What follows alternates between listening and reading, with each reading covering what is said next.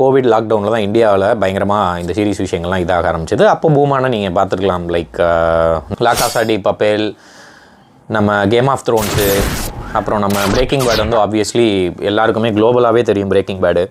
So இந்த Covid டைமில் நீங்கள் சீரிஸ் பார்க்க ஆரம்பிச்சிருந்தீங்கன்னா உங்களுக்கு இந்த சீரிஸை பற்றி தெரிஞ்சிருக்கான சான்சஸ் வந்து கிடையவே கிடையாது. நீங்கள் ஒரு இதுதான் சொல்லுவாங்க. ஸோ ப்ரிசன் பிரேக் என்ன கதை அப்படின்னா ரொம்ப சிம்பிளான ஒரு கதை தான். பட் மொத்தம் 90 எபிசோடு இருக்குது, 5 சீசன் இருக்குது. ஒரு சீசனில் 22 எபிசோடு இருக்கும், சில இதில் 13 இருக்கும், சில இதில் 9 அந்த மாதிரி. பட் இந்த சீரீஸோட இன்ட்ரெஸ்டிங் ஃபேக்ட் என்னென்னா, இந்த சீரீஸ் வந்து 4வது சீசன்லேயே முடிஞ்சிடும். 4வது சீசன்லேயே ஒரு தரமான எண்டிங்கை வச்சு டைரக்டர் முடிச்சிருந்தாலும் அடுத்து 5th சீசன் வந்தது கிட்டத்தட்ட 4th சீசன் முடிஞ்சது 2009, 5th சீசன் வந்தது 2017. கிட்டத்தட்ட அந்த 8 வருஷம் கழித்து ஏன் அதை எடுத்தாங்கன்னா, அந்த 8 வருஷமும் சோஷியல் மீடியாலையும் சரி